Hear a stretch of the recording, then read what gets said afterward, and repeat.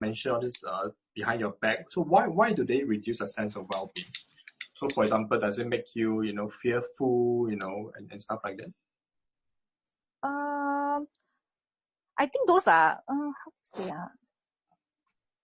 why does it make, not, I think those, okay, so for me, if I go to a place to work, I go there to work lah.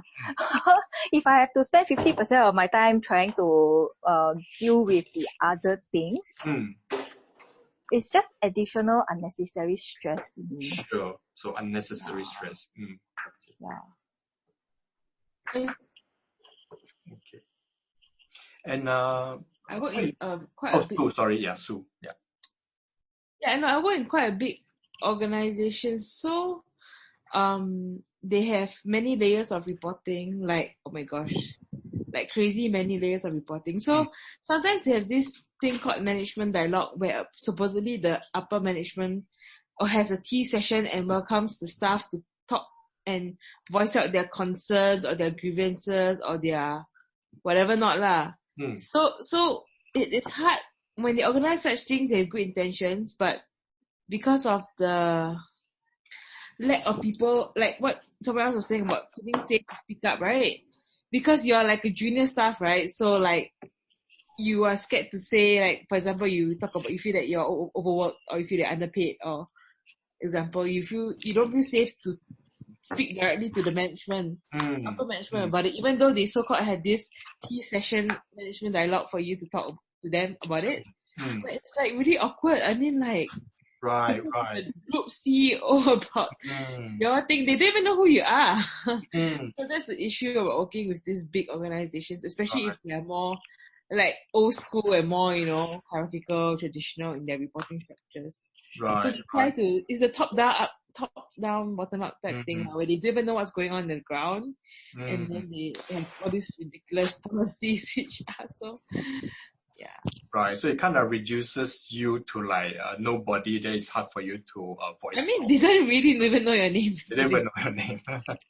So yeah, I don't think it's a safe space. So my colleagues and I typically don't talk or don't even attend those management meetings because we don't even feel that it's helpful.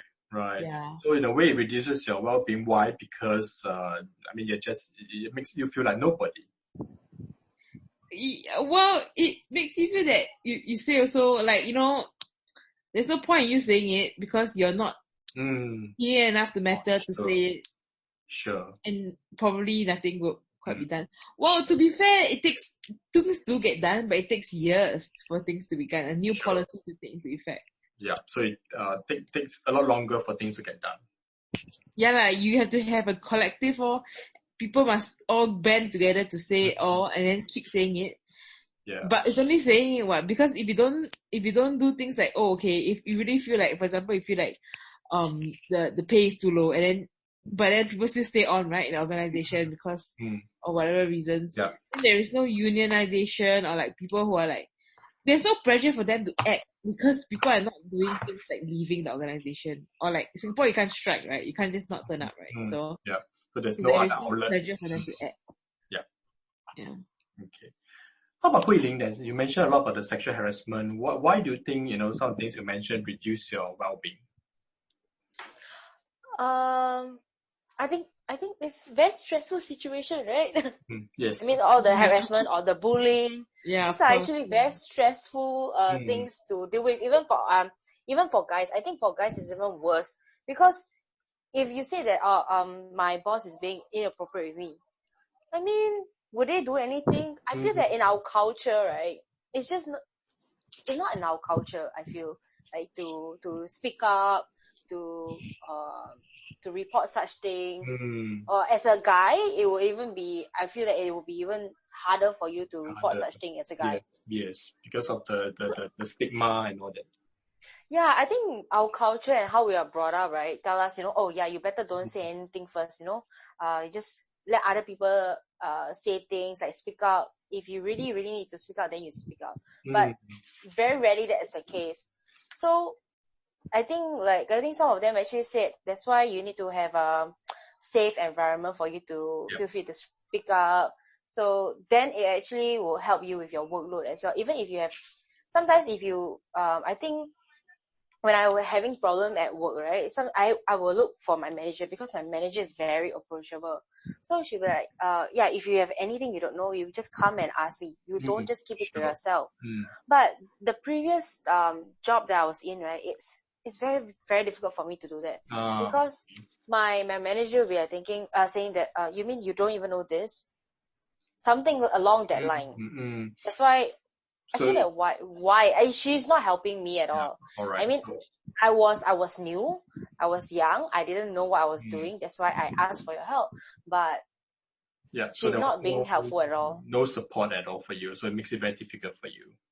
Yeah, the thing is, I can't learn as well. I go there to learn something. Yes, I don't know anything. I'm there to learn. Okay. So if I cannot learn, I cannot progress. Why do I still stay in the company? Sure. Okay. So, That's a good point. Yeah. Yeah. How about Ben? Why do you think those factors you mentioned reduce your well-being? I don't really know how to answer the question. Okay.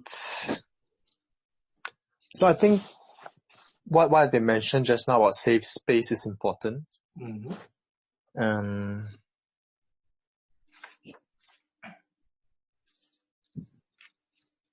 I don't really know. Yeah, I don't understand. It's kind of like the reverse of whatever we just discussed. So right.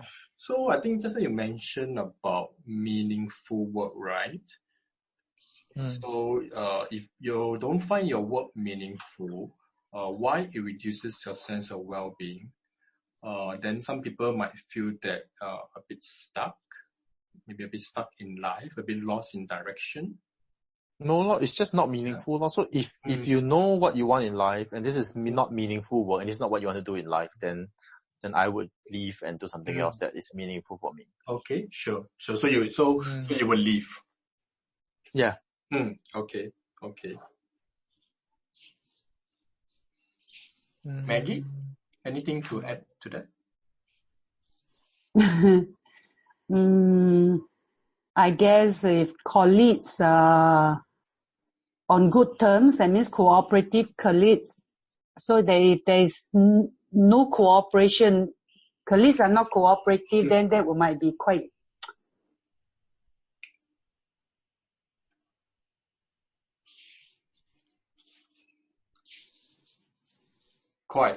You can't continue your work.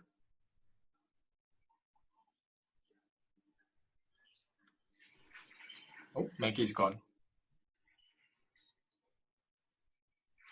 I think her connection. Yeah. Maggie?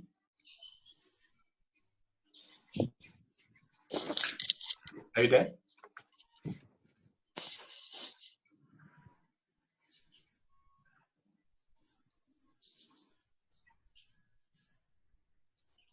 Oh, she's gone. Hello? Oh, Maggie. Yeah, how come suddenly got cut off? Like connection. I thought I said something wrong. Everybody's so quiet. Don't worry. So you mentioned if your so affecting the well-being, I think must have cooperative colleagues lah. But I guess it's start with ourselves lor. If we show positive behavior, I think naturally people will be also positive, and naturally all will be happy with each other and also become cooperative lah. Sure. Okay. Yeah, that's what I think also. Sure. Okay. Now we'll move on to the fifth question. What do you think are some of the outcomes that an employee might identify with or strive for at the workplace? Don't understand it. So what are some of the benefits a Singaporean worker will look forward to at the workplace? Maybe Ben. I think Ben can answer this question first. You're talking about the general Singaporean or myself? Yes, from yourself. Okay, so I don't understand the question. What are some of the outcomes that the employee might identify with or